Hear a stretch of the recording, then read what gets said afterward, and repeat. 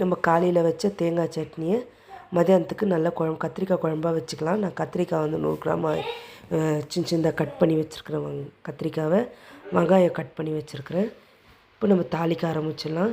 கருவேப்பிலை, மிளகு, ஜீரகம், வெந்தயம் போட்டு தாளிச்சிக்கலாம் எண்ணெயில். அப்புறம் கொஞ்சம் கட் பண்ணி வச்ச வெங்காயம் போட்டுக்கலாம். அது நல்லா வதங்கட்டும். இப்போ அது நல்லா வதங்கிடுச்சு. இப்போ நம்ம கத்திரிக்காய் சேர்த்துக்கலாம். கத்திரிக்காய் நல்லா வதங்கட்டும். கத்திரிக்காய் நல்லா வதங்கிடுச்சு. இப்போ நம்ம மசாலா சேர்த்துக்க ஆரம்பிச்சிடலாம். கொஞ்சம் மஞ்சத்தூள், 1/4 டீஸ்பூன் மஞ்சத்தூள், 1/4 டீஸ்பூன் மிளகாப்பொடி,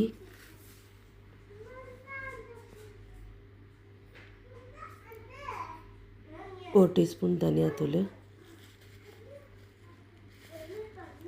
1 டீஸ்பூன் ஜீரகம். அவ்வளோதான். இப்போ இந்த மசாலையிலேயே எண்ணெயிலே நல்லா மசாலா வதங்கட்டும்.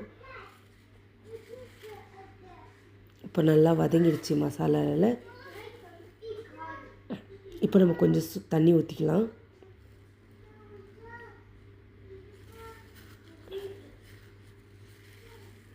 இப்போ நல்லா கொதிக்கிட்டோம். உருளைக்கிழங்கு வச்சுருக்கிறவங்க உருளைக்கிழங்கு, மச்சக்கொட்டை வச்சுருந்தா எந்த காய் மச்சக்கொட்டை வச்சுருந்தாலும் இது போட்டால் நல்லாயிருக்கும். இப்போ நம்ம வச்சுருக்கிற தேங்காய் சட்னியை இதில் ஊற்றிடலாம். மிச்சான தேங்காய் சட்னியை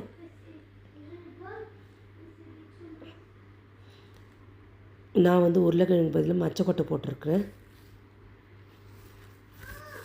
மச்சக்கொட்டை போட்டால் இன்னும் டேஸ்ட் நல்லாயிருக்கும்.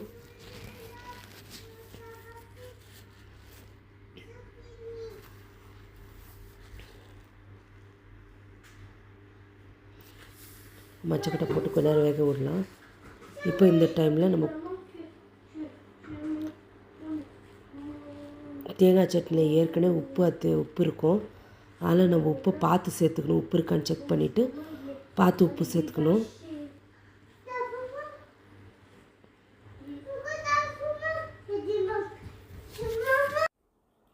இப்போ இது நல்லா வேக விடலாம்.